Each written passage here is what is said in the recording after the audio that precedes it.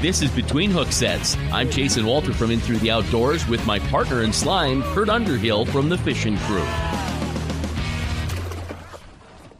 You almost missed that hook set, dude. Well, it delayed a little bit there, and I'm almost like, what's going on here? Yeah. Look at me. I got in a fist fight. Did you? I got a fat lip. No, so I was eating pizza last night. I let it cool, and I took a bite, and the crust pulled off, and the cheese went bloop. And I screamed, I yelled the F word, and I was freaking out. I cried like a baby. And it puffed up and it blistered. I've never done that in my entire life. Oh. No. Just absolutely stupid, ridiculous. Yeah, well, maybe for real pizza, not gluten-free crust pizza. Well, I made it out of chicken and Parmesan and an egg. I kind of like it. Chicken crust pizza? Oh, yeah, it works great. I'm not kidding you. It's good stuff. Well, that's new. I like it. Hy-Vee used to have a really good gluten-free pizza, but they changed their sauce or something. It's a little different. Bruschetta, whatever. Bruschetta? Yeah, that one's pretty good. I like that one a lot. Oh, speaking of good, most awarded walleye fishing podcast, Between Hooksets. Got another one. We've got the look at that shelf. Huh? Look at that shelf. Yeah, look at the shelf. Yeah. Wait a minute. Wait a minute. Isn't that a 4th grade wrestling trophy? No. Oh, okay. No, they're participation awards. We are the most awarded walleye fishing podcast. We have, matter of fact, there's a banner for it. Most awarded walleye fishing podcast with more participation awards than any other outdoor podcast ever. Oh, I thought it was a 4th grade wrestling trophy. We're just getting participation medals over here. Yeah. No. We're getting perfect. I will get mine. I have that whole chain thing of participation. You do, don't you? Yeah. Yeah. Well, you have to hang your hat on something, and if we have the most participation awards, from week to week, we'll take it. I'm at 1 with that whole thing. I can deal with it. Couple of things though. I'm gonna clean. I'm airing dirty laundry here. This just has me PO'd. Whoever this Corey DeVille Cadillac guy is boy, I'll tell you what, he's in big trouble with me. Oh, he's right. He's right. Corey, he's right, dude. I'm not kidding you. I laughed my ass off, and I don't have much of an ass, so it's easy to laugh off. But you know what? I laughed it off. That was good, Corey. I'm glad you did that. Here's one more, too. I've been having vehicle trouble. Anybody with an F-150 and you get the warning light for charging system, and it won't go away when you put a new alternator and a battery in, guess what? You've got a corroded wire. And there it is. So you look for the green on the wire harness, and you find that, you splice it, and you fix it, and you move on. There you go. Whew. Well, yeah. We got a lot of stuff going on. Before we get into it, I know we want to talk about this right away. Still time to get into Cedar Shore. Still time to get into Pike Masters. Oh, dude, it's going to be close. We're dropping some. I need to put a post together, drop some hints, but we talked about last week. The new tournament trailer is days away from being done. I'm excited. Really excited. So, still time to get into Cedar Shore and the Pike Master. Pike Masters this weekend. Starts Friday. I think registration cuts off tomorrow night at midnight. And Cedar Shore will cut off next Wednesday. I hate to be the guy. I broke my own rule today, but it's like looking at mid-70s for Chamberlain next weekend. Now, I probably look at it again today. Probably look at it now. It's probably different. But last I looked, mid-70s, I quit looking. Well, that's going to be really weird to wear short sleeve shirts and shorts and not winter clothing. Well, bring it because it's. Oh, I'm bringing it. The weathermen are great at their jobs. They probably have the most participation medals for getting the weather right. Isn't that the truth? But now that's for getting weather right. That's a whole different story. We are the most awarded walleye fishing podcast with the most participation awards of any podcast ever. But yeah, so tonight we're going to touch base a little bit about little Francis case. Nick is the communications director for Game Fish and Parks. So kind of all things Game Fish and Parks and the Midwest Walleye Challenge. And honestly, they reached out to me. I don't know much about it, so I'm really excited for tonight. I am too, because I was thinking, hey, we should talk Midwest Walleye Challenge, but who the heck do I call? Who do we find? Whatever. And then all of a sudden it falls in our lap, and we've got Nickaroo with us. And then we got this guy. A high five there, buddy. You know what, guys? I always try to say something witty when I get on these types of shows, and y'all officially broke me because I had about 37 things come to mind in your opening 5 minutes, and I don't even know which one to pick. I really don't. I was going to say Kurt brings me on to talk about my fantastic abilities in making food. Chasing, I've never encountered such a danger because I only eat 3 things. It keeps life safe. I have an F-150. I don't know a thing or two about alternators. Nonetheless, look at a wire. So I you know what? I'm broke, you guys. This is all I've got. Well, you've got to feel pretty happy about being on the most awarded walleye fishing podcast ever. So that one, I had so many I couldn't even come up with one I had right. in my mind. I could see you in the green room there backstage. I'm like, okay, Nick's things are just woo. I would have worn my fancier sweatpants if I had known that I was getting on. Yeah, I'm really bummed you didn't wear the fancy sweatpants, but oh well. No. You probably have your fancy sweatpants on tonight, your Menard special. I wish I did, but I had to go to the Pizza Ranch and eat with the kids. So we were at the Pizza Ranch, and I got back, and I did not have time to even slip into my comfy slippers. My walleye skin, authentic walleye skin faux slippers. That walleye skin. I have a couple contests for you to enter, Chasen, and I also have some clothes to sell you. You do good. Yeah. Hey, I'm all about that. I mean, I dress like a ragamuffin, but every once in a while I can pull off looking hot. With that, let's talk about Game Fish and Park stuff. Yeah. You know what? Not a bad idea here. Let me blink that on and off for you. So, Nick has been on the show a couple times and also has been a host on the other side during the Bass Cup last year. But Nick wears a lot of hats inside of Game Fish and Parks, and I guess let's probably start with, we did our deal on Francis, or on Oahe and Sharp, dabble a little bit in Francis case, but we're a couple weeks out from Francis case. And what do we got? What does our fishery look like down there? Because last fall, people were saying that they just don't exist and it's not good and all these things. And then all of a sudden, the fish I'm seeing coming out of there are super crazy healthy.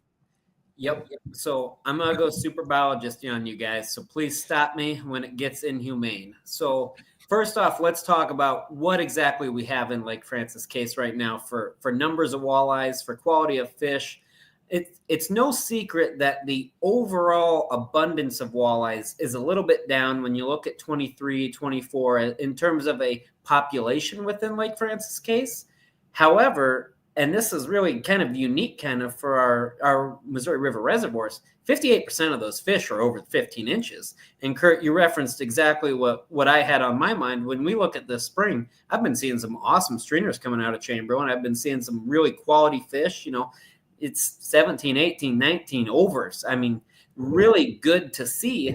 So one thing, I'm going to kind of dive into the weeds here. We've had the rain, we've had the snow right now. As an angler looking at your tournament, despite it being 70 degrees, which I'll believe when you host me a tournament that's actually nice weather, I'll believe when I see that, runoff is really critical for Lake Francis case. So when you look at those years before, we've had low water years, we've had low runoff years, we've had very mild winters.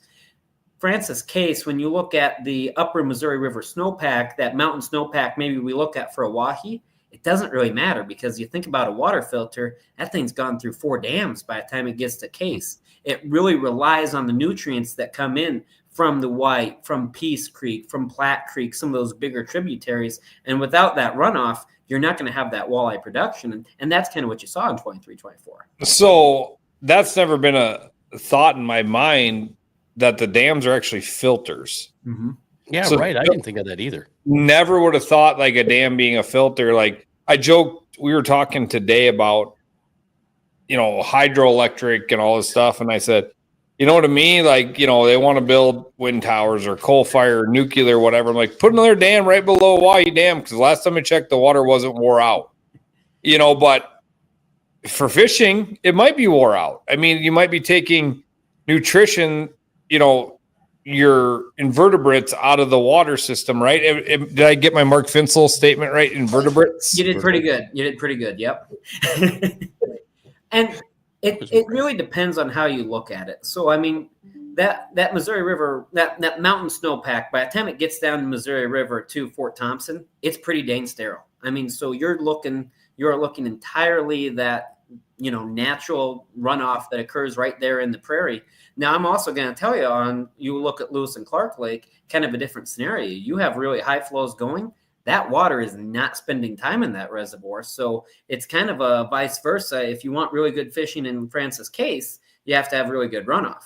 If you want really good fishing in Lewis and Clark, that water's got to spend some time in that reservoir. And so that's what you're seeing now is you're seeing our best natural recruitment that we have for walleyes in Lewis and Clark because we haven't had that runoff. So it's really kind of a yin and the yang. And I know that we're talking Francis Case here, so I'll try to not go too far off, but that's really just the dynamics of each of these individual reservoirs along the river, essentially. From Peck, Sac, Oahe, Sharp, and Francis Case, Lewis and Clark, they're similar, right? They're Missouri River Reservoir, but they act pretty different.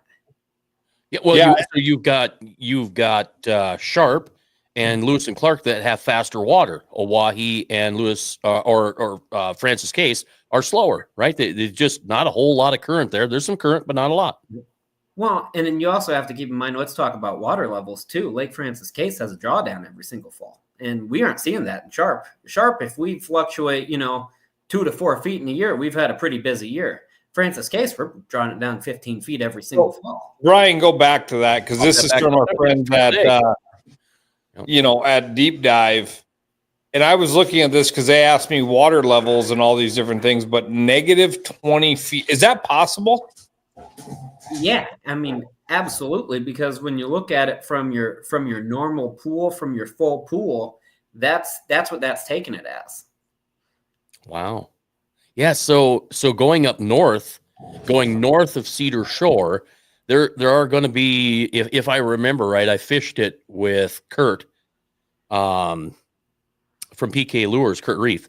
And are there going to be some sandbars, some different things that are going to be exposed, I would guess? So you're going to have some. I will fully admit, Kurt tried to call me out for cheating on Monday night because I may have taken a pretty good look at Francis Case from an airplane. I'm being fully honest. And I sent Kurt all the pictures to prove it too. It is incredible. It really is. It is a completely different way to look at the reservoir. You can see there's one side that has mud. There's one side that doesn't. You can kind of see those contour breaks. It is a whole different, it was about 2,000 feet up. It is an entirely different view. So to specifically answer your question, Chasen, yeah, there's going to be low water hazards, but I wouldn't say that it's going to be anything that we aren't used to seeing in early spring Francis Case because we have that annual fall drawdown. We're going to be about the same type of water levels that we see when we have this tournament every year. Okay. So from year to year, we're really not going to notice a bunch of different. Yeah. Okay. So now, like I said, going back to what your net saw compared to what we saw fishing last year, the fishing last year was, I hate to say it, almost terrible, right? It was terrible. It was. And it was kind of like Oahe a couple years ago. I remember sitting in the fisheries meeting and Finsel saying, we have no 15 to 19-inch fish. And then that summer came and it was like gangbusters. And I'm like, they didn't teleport here. Yep. They're here. Your nets aren't seeing them. Your nets are seeing them in Francis Case. The fishermen weren't seeing them. What do you think that is? Is that zebra mussels? Is that what's going on? And I've heard that the water is gin clear down there. I would say you are correct on all fronts. So this is going to be my game fishing parks and an angler answer, kind of both. We talked about how we had that mild winter. gizzard shad are what drive this fishery. They drive Francis Case. They drive Lake Sharp. They play an important role on Lake Oahe.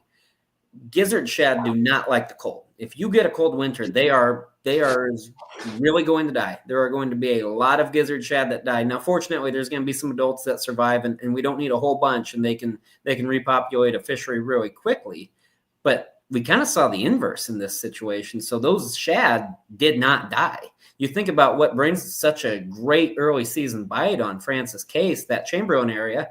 It's a combination of there's no bait, because if those shad die, your bait's not competing against anything. Those fish are hungry. And again, factor in the reservoir. We know exactly pretty much where those fish are going to stage. Now, that said, when these shad are in the system, and we had a good amount of winter survival, that led to a good amount in the spring. That's going to make spring fishing tougher. But most importantly, they really produced that summer. So when you've got a full fish, your bait's competing against, literally more options in there.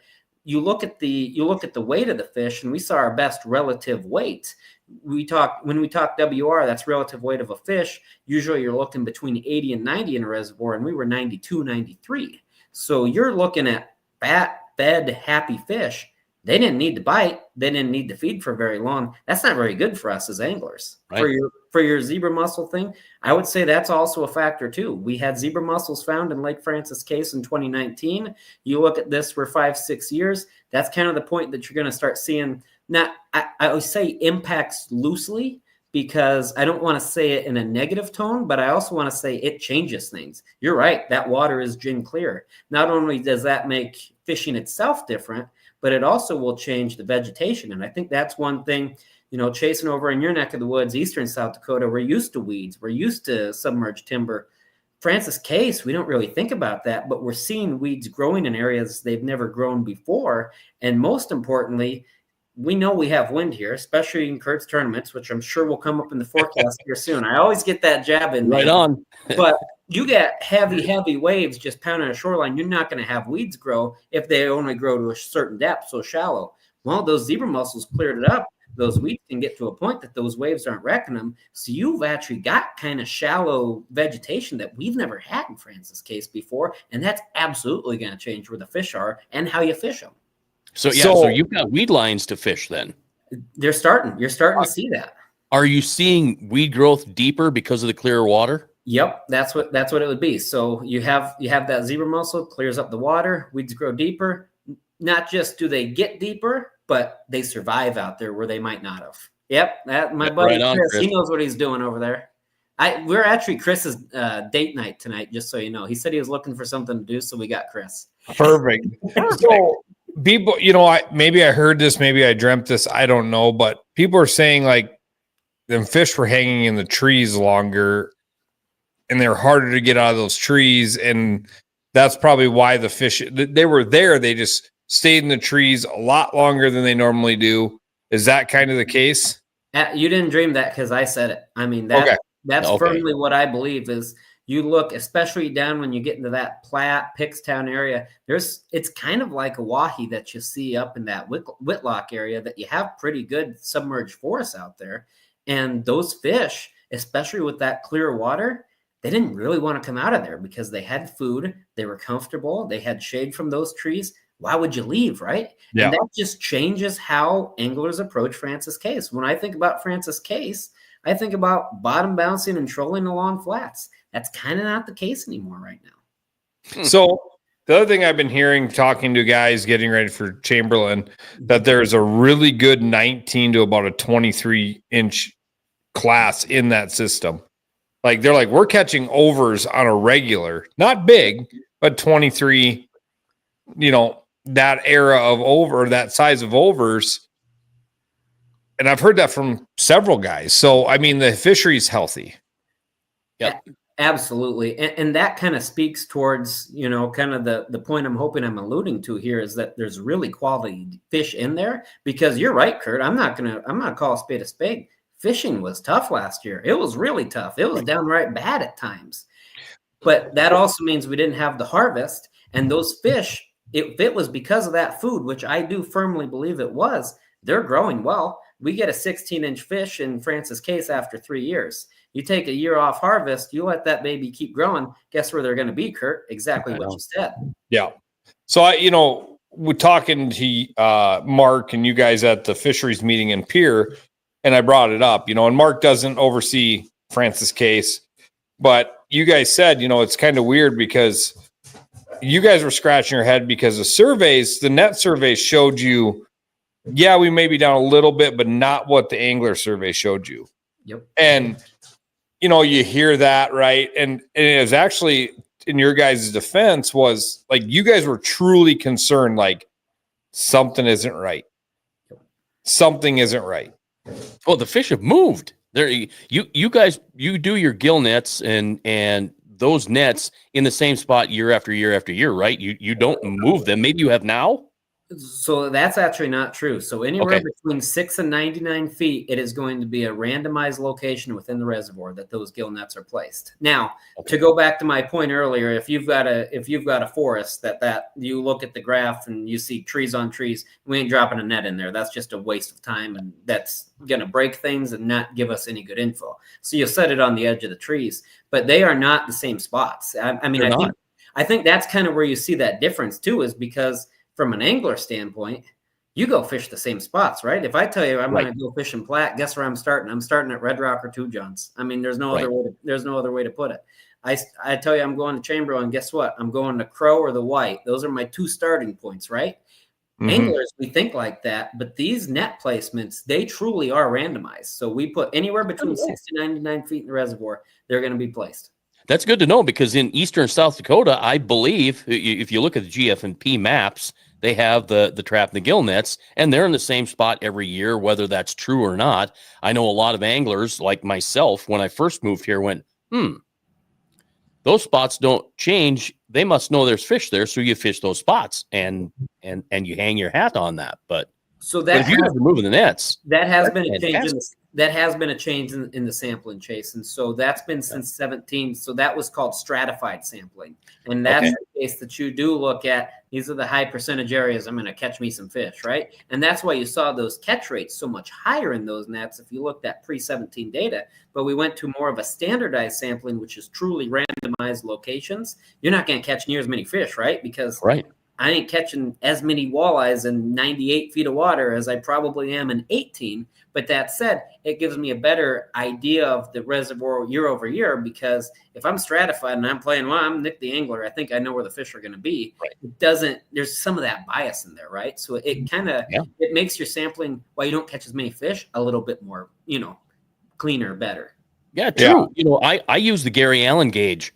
Last year, Gary and the crew got a bad rap last year because they were blamed for, you fished out Lake Francis case. You fished, you caught all the fish. And I was one of them, because I'm like, well, that's what else can it be? Until you hear from the biologist. But then you watch how Gary and his crew have been doing this year. And like you said, those 19 to 23 inch fish, or at least they look like they're that big. The other thing I find interesting is every once in a while, you'll have a group catching sauger or sawguy, and that's it. Interesting. So here's a little bit of, I did my homework for you guys, actually, because I know you guys actually ask tough questions, and I know you can ask me tough questions. So I try to come prepared. So here's another challenge for anglers that are out there when you're out on these reservoirs. Of the fish caught in nets, what percentage do you think were walleyes or sauger? I want to hear from you guys. I'm going to take a guess, and I'm kind of challenging the anglers to do this. Yeah, let's challenge our crowd. I mean, we have 50-some people watching right now. Right. I'd like to hear from them. So are you talking Francis case, though? I am talking Francis case, yep. How Francis case? Percentage. So we're talking like 75% walleye, 25% sauger. I am talking of all fish. So we're counting perch, we're counting catfish, I'm counting gizzard shad. We got our first one in, 21%. Okay, one of you watched the meeting. Oh, cheater. 80% walleye, 20% sauger. So 60-40. Okay. So whoever had 21, I can't see that, Chase. Yeah, that's all right. It was I was writing 75 when you said 75. I'm like, so I was going 75-25. So Chris is close. Chris Daldorf was close, but Hat Creek Valley Outfitters, you nailed it. It's 21% of the actual fish in the net were walleyes, and 8% were saugers. So when you look at it, of these fish that are coming through the nets, only a third of them are what we're after, you guys. So when you look at that graph and say, I don't see them. Let me guess, 67% were catfish. 22%, Kurt, 22. Oh, wait, really? We're not on Hawaii. We're not on Hawaii. So I'll kind of break that down for you. So 21% were walleye, 8% were sauger, 22% catfish. So that's pretty much half your fish caught, right? So then you get a little mix. 10% were perch, 2% smallie. Now here's where I also wanted to lead into this. 12% of the fish were gizzard shad. So really, when you look at that, how many paddlefish? So paddlefish aren't going to recruit to those nets. So because I go right through those things. Well, I want to talk about that when we get closer to the Midwest Walleye Challenge, because when you look at those net results, you're going to see a lot of those fish that are sampled. Jason, I think you and I have talked about this. You look at our GFP survey results, you're going to see a lot of those walleyes that are like 8 inches to maybe 20 inches, right? And where are the big fish? Right. They don't get trapped in the net. I think Mark talked about it when we were on a couple weeks ago. You got a 30-inch walleye that swims in the 2-inch mess. Guess what that thing's going to do? What's this? I'm turning around. We ain't sampling it because we want to sample and make sure those fish are working their way up to your classes. When we get them to 20 inches, we're pretty dang happy, you guys. So done our job. Oh yeah. Oh yeah, no doubt. And those big fish, they're so calculated in their movements. They are not just willy-nilly swimming around. They might be at one point, but I mean, just on average, any given day, they are in their deep water sanctuary and they are doing their deal until it's feeding time, and then they go shallow. So they're probably not even brushing a net. Is my guess. Now, come spawning time, if you see a biologist holding the big walleye, that was a spawning walleye. Because that one we want to go when we want to get its eggs. Totally different net that we're using there. For what we're talking here in sampling, we're looking in those, 1 to 3, 4-year-old walleyes. And even those little guys, they ain't going to show up in that survey either because they're so small. I know only 2%, right? But again, when you look at it from where those are in the reservoir, those are pretty in low, those rocky points, those shallow areas, they're pretty concentrated. That's not saying there's not all that many fish in there. There's a ton of bass in there. There's some really good bass fishing in the river. It's just that when you look at it from a cumulative population in our nets, stratified across the lake, it's only about 2%. But I go back to, I get easily squirreled if y'all can't tell. But when we're looking at those age 0 walleyes, we have to electrofish them because those little things ain't going in a net. And so you then go in electrofish. Now, the good news is last year, Kurt, I think you know how rainy, haily a little bit, I'd also like to say, had some hail in your tournament. But you had pretty dirty water. You had pretty good runoff. Guess what? Those age 0 walleyes are looking right about average. So that's that year's production. So just the different ways that you sample various fish. And I saw a really long question for me. So hopefully I get stuck. Yeah. I hear this. I've been saving this one. I love our conversation, but Clint has a good has a question. Yes. Yes. So you bring up a great point. So one thing that I would like to point you to is we just had our winter fish meeting in Chamberlain last week. That's with all of our fishery managers and Chris Hull. I was not able to join that podcast, but on our Game Fish and Parks podcast and blast, sorry guys, that's the second most participate award podcast. We sit down with all of the fishery managers, and that includes Mark Ermer up in the Northeast, and that includes Dave Lucchese. And I say Southeast kind of loosely. That line is right there on Ponset and Lake Albert. So yes, Clint, we have that information.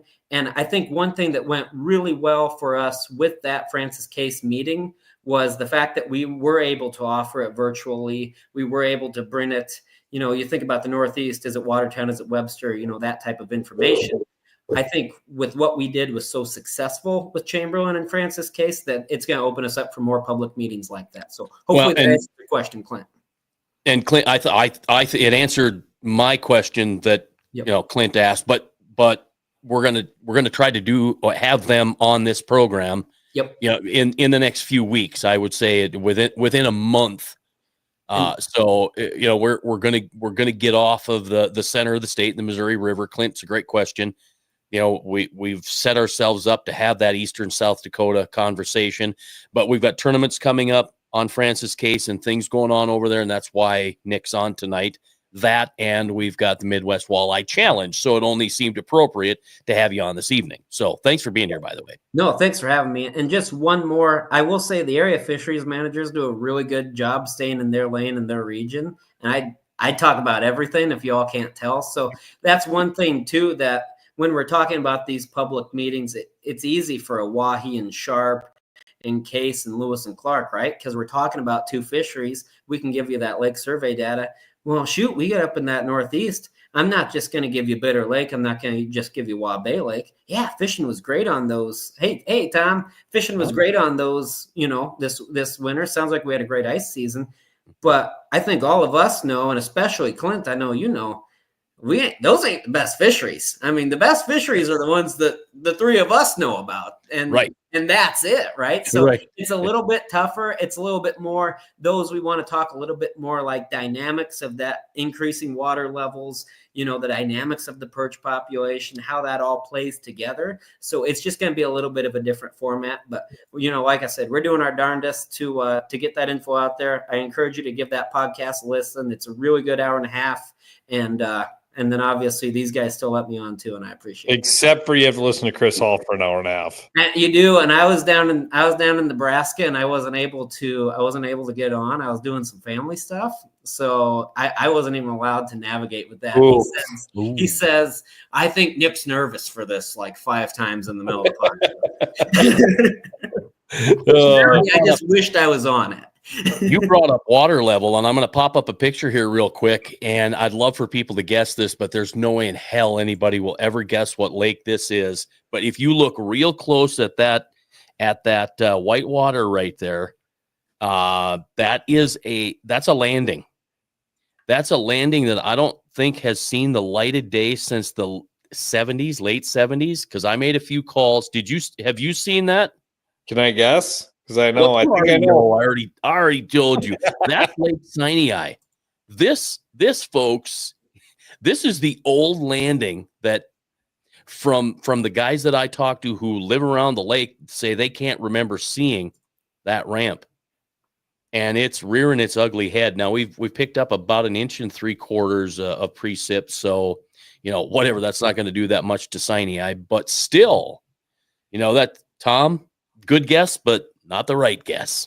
I could not believe it when I walked up and saw that ramp. And I went back in history. I went back to 1985 on Google Earth. And I'm like, And then when I called a few guys, the locals, and said, do you remember that ramp? No, I lived here all my life.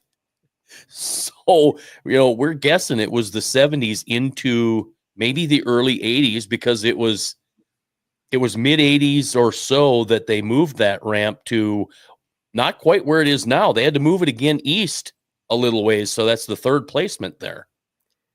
So Jason, I'm going to take a glass half full approach on this. And I'm not going to date myself quite as well as you, because I was born in 96. So I can't give too much historical background like you can. So the internet existed when Nick was born. Oh, boy. But I mean, I'll go back to Clint's point here a little bit. You look at those Northeast, and we talked about it with Mark too. If you ask me, that's not the worst thing in the world, right? Like if you get those water levels to come down, you get some weeds and grass. And I'm not talking just a little bit of grass. I'm talking like, let's get some of that woody shrubs. Let's get some good vegetation that's not just going to die in a year. That's when you get back into those really awesome perch booms, because perch fishing up in the Northeast, it's not what it was in the good old days, right? Well, when you look at what the recipe was for the good old days, you had water just going into areas that we'd never seen before. That's going to lead to those population booms. So to see that water come down, it stinks in the moment, right? But you get some of that vegetation up, and in 2 or 3 years, if we flood this baby back, we're going to have a really good couple of years of fishing. Yeah. Especially you bring it up, the perch, because perch don't lay eggs in the sand and the gravel and the rocks like walleye do. That's not what they do.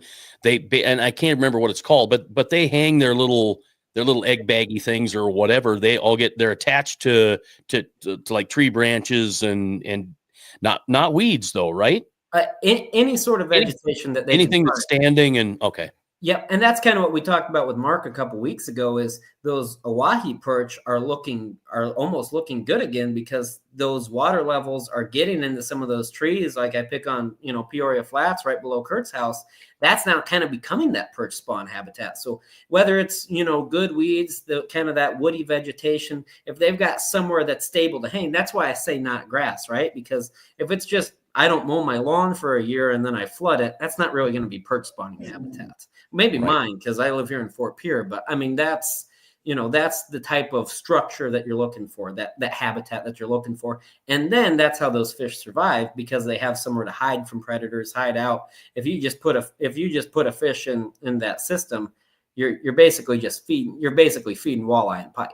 Well, all I want to tell you right now is if we can figure out a way, Arbor Day is coming up and they give free trees away at the school.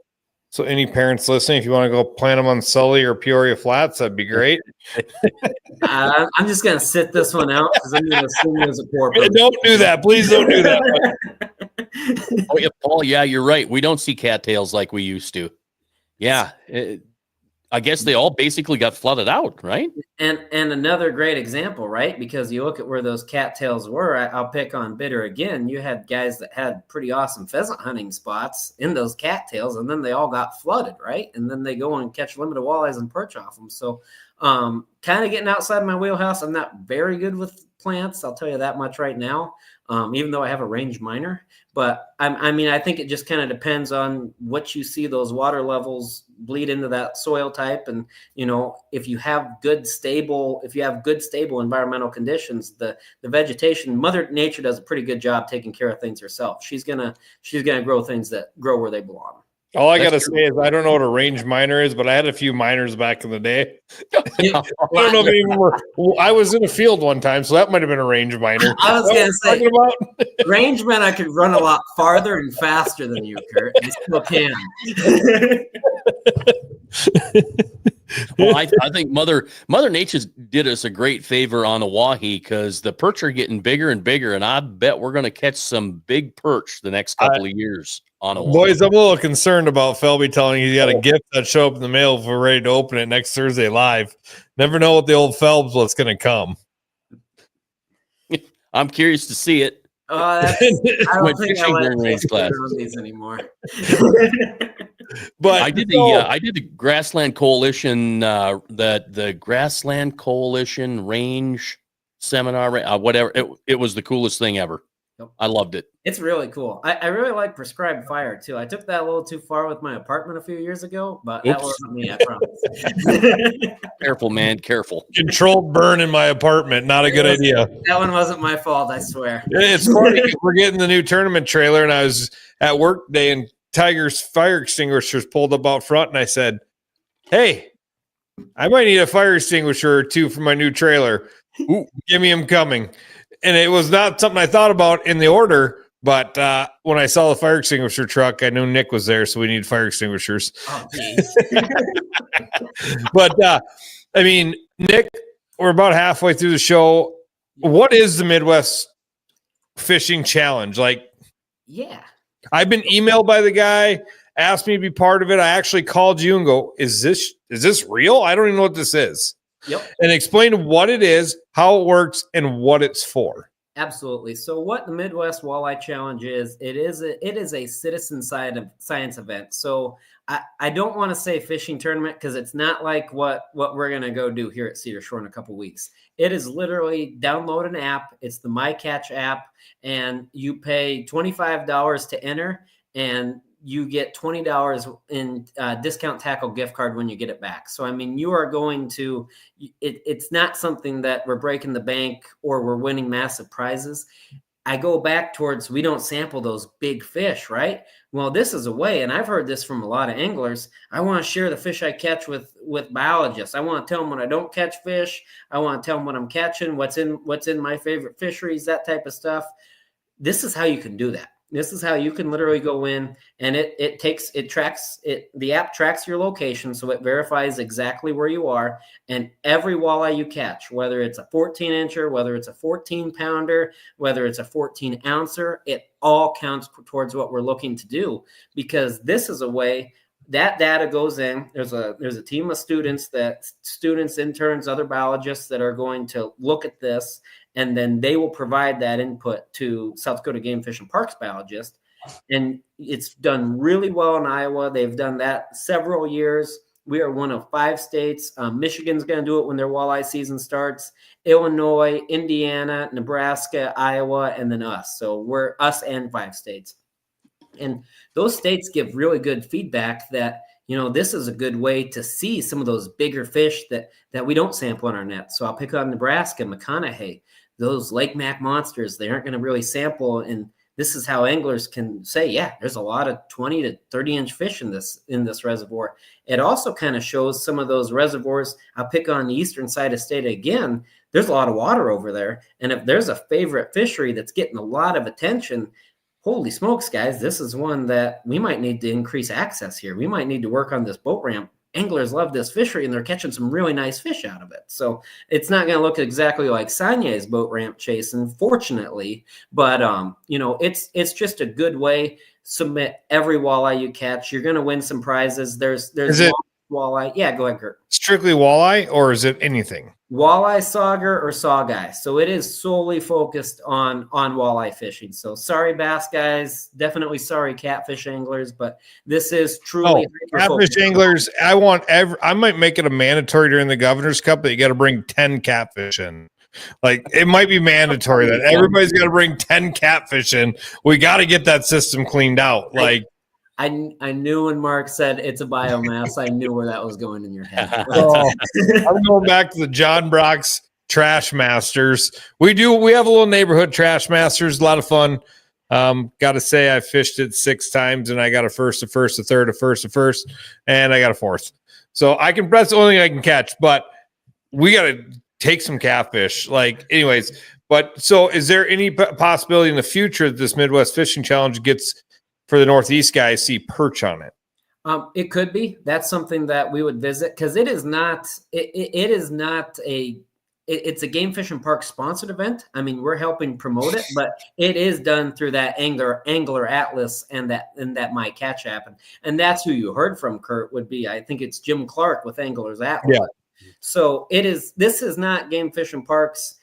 We're taking that data. It's our app we made. That's not what this is. This is a partnership that is done on a multi-state level, a regional level, and that's why you see those other states participating. It gives a perspective into the fisheries all along the Midwest, the walleye populations all across the region, and then that data on the South Dakota level helps Game Fish and Parks biologists. So that would be something that we would want to bring up with them, Kurt, and I think it kind of depends. My challenge for everyone listening is, pay $25, get yourself in this thing. There is random draw awards. There is longest walleyes, most walleyes, tough luck.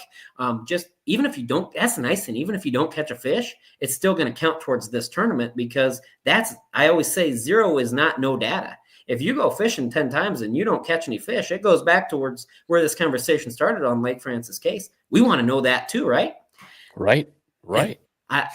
The catfish tournament is the side pot of Governor's Cup. I'm sitting really good for that one. So Paul has a question for you, Nick. Yep. Good question. This will not change the creel surveys at all, Paul. That is still going to continue. Our normal angler harvest reporting creel surveys we do, this is not replacing that. This is just simply an above and beyond fun way to get involved in biology. Fun way to share your information, win a couple prizes, compete against your buddies, but we are not getting rid of any of those other types of surveys. So I want to make sure that's extremely clear. This is not replacing nor taking away anything. This is a fun, get involved in biology tournament, for lack of a better words. Well, I mean, they are. Again, going back to the Francis Case statement I made earlier, your nets were showing something different than anglers were seeing. Yep. And yes, you have a creo survey, but it doesn't happen every time you're out. I mean, I probably get creo surveyed once, maybe twice a year. And I don't fish a lot, but I see them a lot. But this is every time you're out fishing, you're helping do a Creo survey. Absolutely. On your own recognizance too. And it is not this isn't a week challenge. This isn't a week. This is April 1st to June 29th. So when you look at the times that folks are out fishing, catching fish, this is right in the middle of that high angler pressure and high catch rates. So it's going to give really good data. And like you said, Kurt, if I go fishing 100 times here between now and June 29th, which, yeah, I'm probably gonna, or at least I'm going to do my best to, that's, I might get creeled a couple times. Now that all go towards our data. It's still a good survey, but this is my way to enter my data every single time I'm out on the water, whether I catch a fish or not. So what if you download, is it an app, right? Correct? Yep. My catch app. You download the My Catch app. What are they asking you in there? So essentially what it is you turn on your GPS, and Kurt knows for a fact he's not talking to a technological guy. So I'm kind of pulling it up to both redneck screen share and talk my way through. So I've got my event here. And so what I will do is when I go out on the water, I will hit start log of the trip. And so then it'll keep track of, I might have fished for 2 hours. I might have fished for 4 hours. I don't know. It's going to know where I fished, how long I fished, and then just every single fish you catch, take a picture of that, and it's going to upload it for you. It'll take care of whether it's a big fish, whether it's most fish, but then the folks with Anglers Atlas, those students, not our biologists, are going to go in and say, Nick, 15-incher, Nick, 14-incher, Nick, 16-incher, and that's going to extrapolate that data. And let's be clear, your fishing spots are not going to be shared. Not shared at all. Absolutely. So it is shared with GF&P biologists on a water body level, not even I was at West Bend, I was at DeGray, I was at the tail race. Simply a water body level, and at the community with your other anglers, it ain't getting shared at all. It might say big fish came out of Lake McConaughey. It might say big fish came out of Lake Oahe. I think we all kind of know where the big fish are probably going to come out of. So no, this is not here for Nick to steal your secret spots. I'd have figured out a smarter way to do it. I'll be honest with you. Yeah, well, it'd be fun to see those spots on a map, though. It would be. Yeah. And we kind of have some of that with like our proud angler. If you go look at that map, some folks kind of share where it was. You can look at some of those fisheries. But again, that's anglers reporting, on their own free will that they caught a really nice fish. Now they get that certificate out of it. It's a good accomplishment. It literally catch and release. You just got to take a picture of it on a bump board. So, but you're allowed. I mean, you're allowed to keep your fish. I mean, absolutely. It's not telling you, but yes, it's basically recording catch and release in theory. Yep. But say I go pre-fish for Cedar Shore next week and I catch 60 walleyes and I don't keep one of them, it's going to count for 60 walleyes. All that data is going to be shared. And it's going to be just that extra handling time of take a picture, put it on the bump board and get her back in the water. So, yep, absolutely. So they're kind of recording where you're at. So they're not asking depth. They're not asking water temp. They're just a photo and it does it. Yep, that does it. And that shows the length of it too, right? The photo on the bump board, because that's what we want, right? When you look at those lake survey data, that's where we put all those out. And Tom, I don't need you sharing too many of your secret spots up until like April 14th. Then we can put it out there. But I mean, I think Tom's like wondering if you have the insight on the app is what I'm thinking. I'm lucky to text you guys. You know that. So, but I mean, if you're out here, wanting to better the fisheries, even as a tournament angler, I shared with Nick and Brian over the weekend that I got an email calling me an idiot and how dare we run tournaments. And I played the high road and it respond. It's not a bad thing to catch fish, guys. Yeah. It's not. Yeah, Mark Finsel straight up told us we could use more fish caught. It's a good, healthy, we need kill rate, or there's a better word for it scientifically, but we need a mortality rate in a lake for it to survive. So yes, I like catch release. I don't mind. I love doing my tournaments in the spring where I can release the fish back, but it's not a bad thing to keep your limit. Absolutely. And you hit the nail on the head. And we didn't really go into this when we had Mark on again, because we were kind of playing, we focused on the Missouri River, but I mean, I'll go in and say this, a regulation isn't necessarily the best thing. I'm going to pick on Lake Ponset from when I was in college. And if you loved catching fish, boy, oh boy, did you have a lot of fun at Lake Ponset, right? We Damn got straight. You had to have a baseball clicker to get to 100, literally. Exactly. And they're all 14 3/4 inches because guess Yes, what? they were. Some were 14 7/8, but That's none true. were That's 15. true. A couple of those nicer ones were just shy of 15. But you look at that and you had a record year class, and then you followed that up with a record year class, and you followed that up with a record year class. And all those fish stockpiled at 15 inches because those growth rates went down. There was none of that harvest. Well, guess what? You take that 15-inch minimum off. Lake Ponset's looking, pretty good right now because now you're seeing those fish with doing what Mother Nature intended. When there's good populations, there's good harvest. When there's low populations, anglers are naturally going to not harvest those fish. It's as anglers, I think we do more self-regulation of fish we catch than any regulation that we can put on a water body. Because if I'm not catching fish, I'm not going out there. I'm going somewhere new. Right. Well, yeah. Yep. And we talked about it with the show with Mark, and we talked about when we had the Bills on the year before, and Mike Peluso jumped on the show saying regulations, slot limits hurt lakes. And I was always like, when we had the meeting on the Lake Oahe a couple of years ago, we have an abundance under 15, we have none 15 to 19, but we have an abundance of overs. And I said, well, aren't we protecting the wrong fish then? But my answer now is, after the show, because it made light to it, is if we put a 15-inch minimum on a lake, we're catching females most likely at 15 inches before we're catching the males. Because if you were catching that breeding stock, and to me, I'm gonna come out and say it. I'm not gonna be shy about it anymore. Get rid of the slot limit. Get rid of 1/20. Our fisheries will be healthier. You can crucify me all you want. Science tells me our fisheries will be healthier. And I just go back towards what I said earlier. I mean, Mother Nature does a pretty good job taking care of her creatures, right? I've always felt that. That's kind of the approach I always take. And again, I'd point to Ponset because that was the easy answer there. I think we all experience that. But there's a lot of regulation between Mother Nature, ourselves, the weather. That those aren't exactly the biggest factors when it comes to healthy fish populations. I think it matters more on forage. Yep. Forage, yeah, right. Forage. Well, and I'll even take that a step farther, Kurt, and I'll kind of wrap this up. It matters more on productivity because that's going to set the tone of everything, right? I started the show saying that Lake Francis Case is going to have good years when we have big runoff events at a localized level. That's because all those nutrients are pouring into the system. Guess what that leads to? Increased forage. Guess what that leads to? Increased fish. Now, Lake Oahe, if we blow the river out and that's going to cause forage-based collapses, but a little bit of a different example. But it starts at the very basic of that element, and that's it.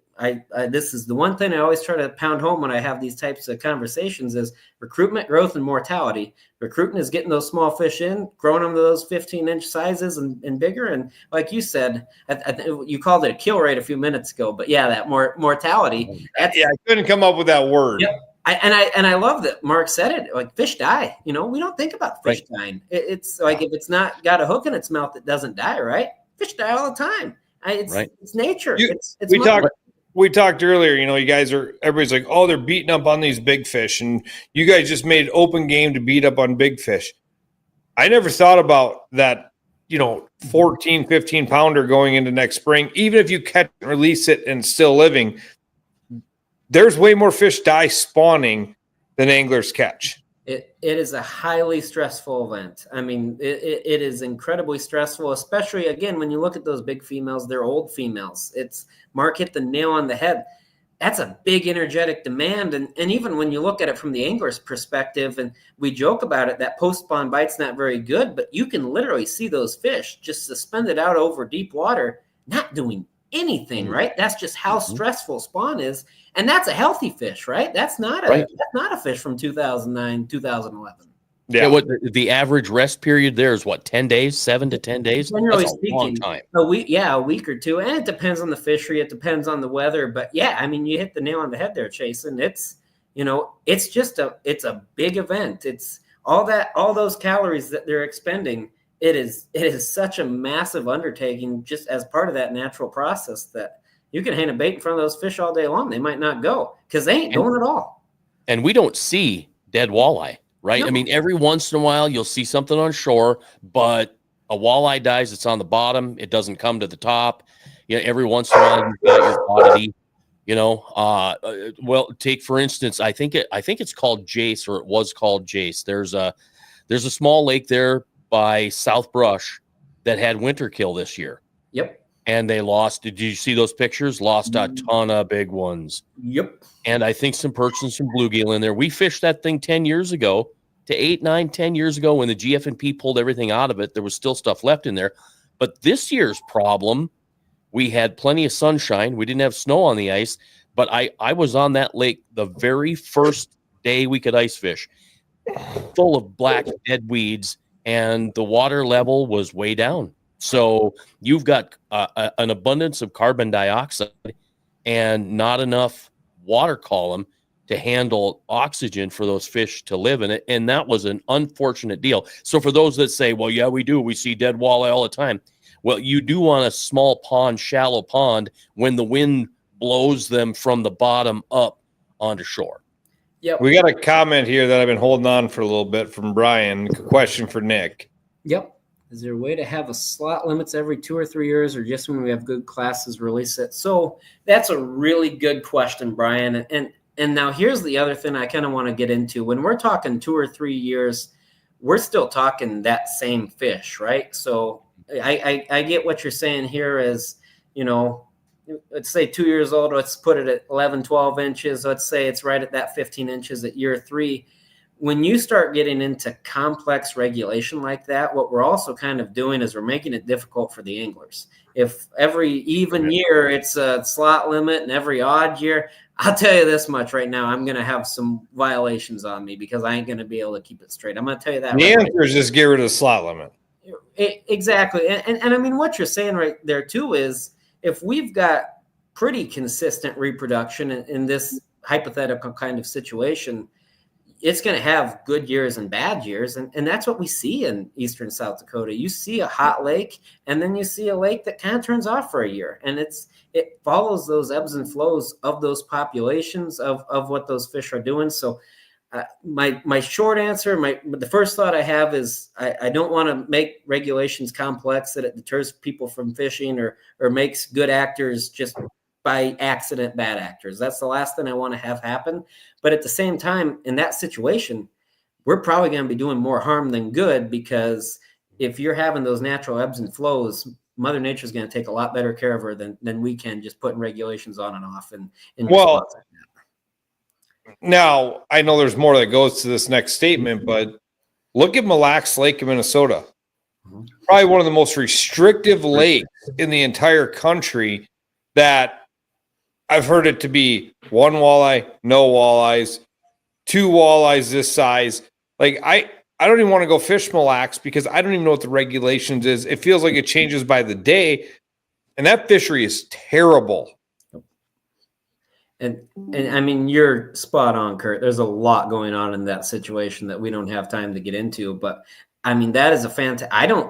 I'm not making plans to go fish Mille Lacs. I'm not. I'm having the same thought as you. So I maybe can or can't, depending on the month, go keep a 18-incher or not 18-incher. I don't know. I just don't want to go, right? And, that fishery's been struggling for a long time.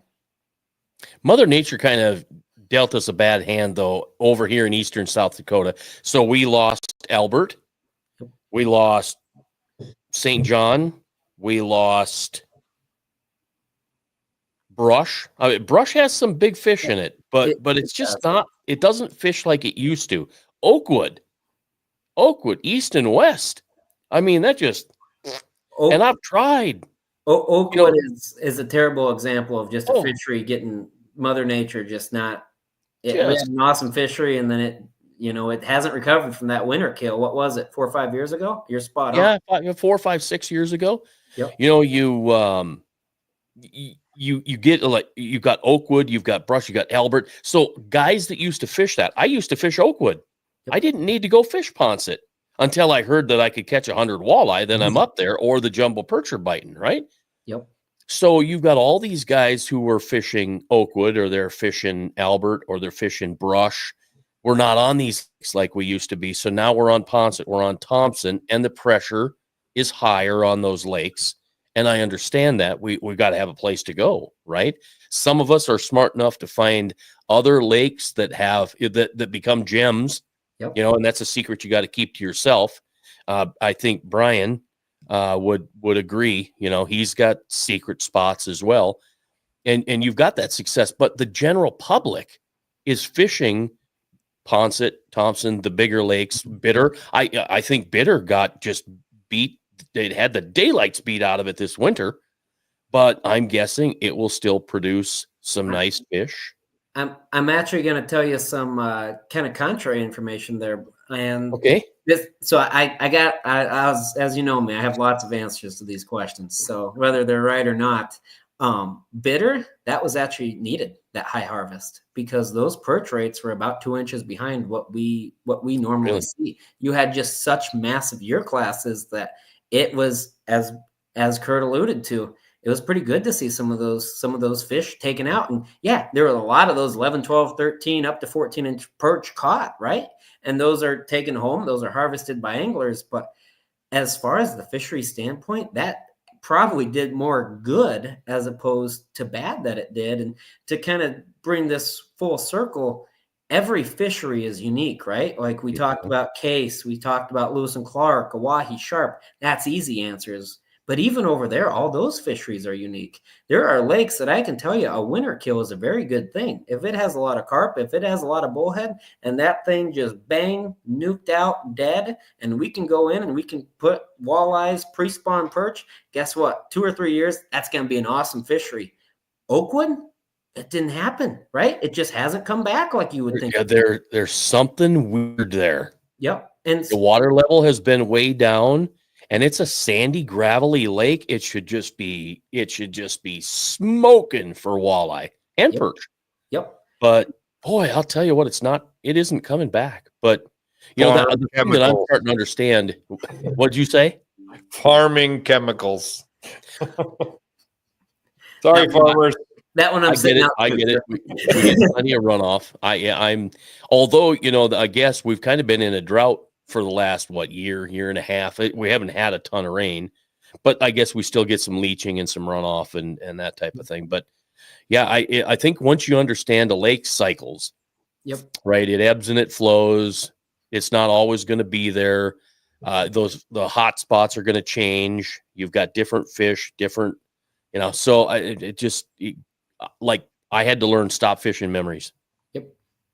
Absolutely. And that's, I think, what Lake Francis Case anglers are going through right now. I'm going to be honest with you, Kurt. I'm super interested to see how these next 2 months on Francis Case go, because I think you're going to see those anglers that do really well.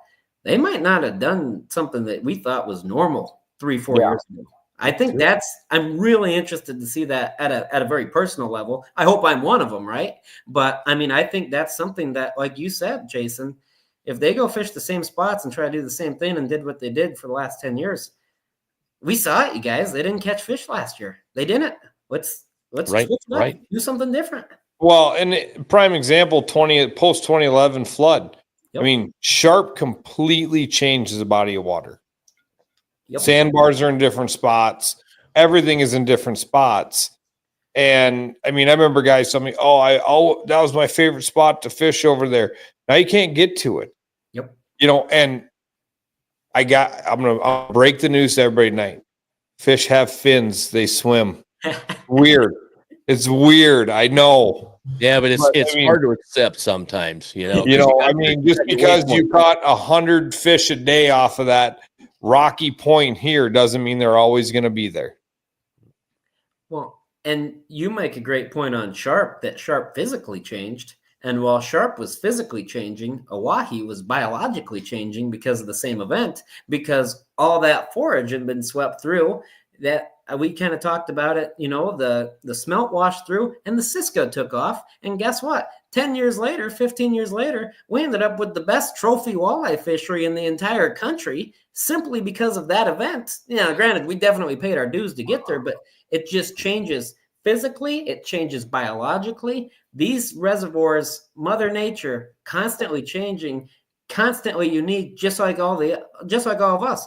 All of us are anglers that are listening to this podcast, right? We're all completely different people, though, and that's kind of how you have to think about fish and yeah. fish. I mean, Nick eats pulled pork 7 days a week, so or pork ribs. Or pork ribs. I mean, I don't think he's seen a T-bone in 10 years, but anyways, I never thought a wahi would rival the Columbia. I mean, Columbia still has a wahi beat for big walleye, but it goes back to literally what Mark said. How do you grow a big walleye? Rainbow trout. Yep. They have salmon. They have, that's what they have in that fishery. And I remember when I was a kid, my dad went out there, and I've never been there. Wanu. That's a bucket list trip for me. Obviously, my black lab wants to go too, but them people out there throw walleyes on the shore like they're carp. Yep. Where was it last year, Brian? We saw that deal in Canada that they were paying a bounty to get rid of walleyes, like literally paying people to take walleyes out of the lake. Yep. Ship them here. Shame. Andy chimed in. I figured that would. We said that did not surprise me. Well, not one bit. And Andy brings a great point, and you hit that nail on the head too, Kurt. I mean, you said forage earlier. You're 100% spot on. Mm-hmm. They're eating naive rainbow trout that are basically bodybuilder meals. Yeah. Right. If you tell me to go catch the biggest walleye per pound and I can catch one, guess where I'm going? That's where I'm going. Now, if I want to go beat them up and have a great day pitching jigs, catch 100 fish, yeah, I'm going to come down here on sharp. But, you look at the forage, you look at the fishery itself, that's the place to go. Yeah, it's like eating pizza every day or eating protein shakes and, It's protein pizza, those rainbow trout. Right. Yeah.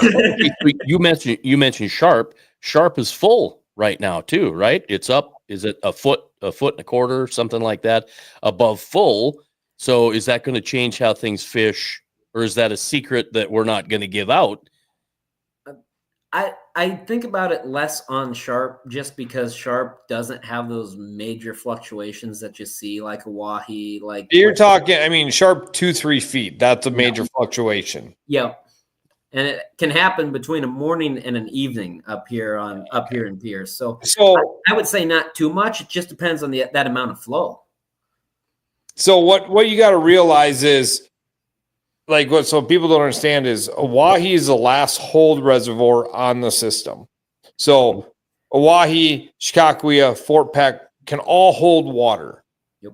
Everything below us, within a couple feet, what comes in has to go out. Especially sharp. Sharp's probably Lewis and Clark. I don't know much about Lewis and Clark. Yes. Yep. You can't. There's not room to hold 5 to 10 foot of water. It's a transfer reservoir, and that's what led to that big flood we had in 19. Is what happened is all that rain, all that precipitation took place in that Yankton, Sioux Falls, southeast, Iowa, Nebraska area. That dam isn't meant for it. Gavin's Point was cranking water because that's not what it's meant for. Kurt nailed it. Those upper 3 reservoirs, those are the big ones. Francis Case is the 4th biggest one. Guess what? I talked about how we draw Francis Case down every year. Well, the Corps does. I gotta blame the Corps there. But I mean, that's literally for winter storage, and it's going to fill up this time of year. It's filling up right now, and that's partially what helps the walleye recruitment too. And that's the thing is that filling up, drawing that down is like a drop in the bucket to drawing, a wahi down. And they draw that one down a little bit, but that's, I mean, the deep dive app says it's 20 foot off right now. Yep. So that lake, that's probably about the peak fluctuation of 20 feet on Francis Case. That's about all you're going to see.